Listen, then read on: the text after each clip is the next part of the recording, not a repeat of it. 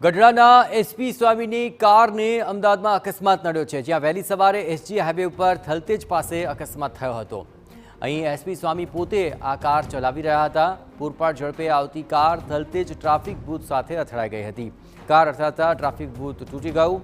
Traffic પોલીસે SP સામે વિરુદ્ધ ગુનો નોંધ્યો છે। ગફલત ભરી કાર ચલાવી અને સરકારી મિલકતને નુકસાન પહોંચાડવા બદલ તેમની વિરુદ્ધ ગુનો દાખલ થયો છે। વધુ વિગતે વાત કરવા જોડાઈ રહ્યા છે ટીવી9 સંવાદદાતા હરીન માત્રાવાડિયા। હરીન, અકસ્માતને લઈને શું વધુ વિગતો છે?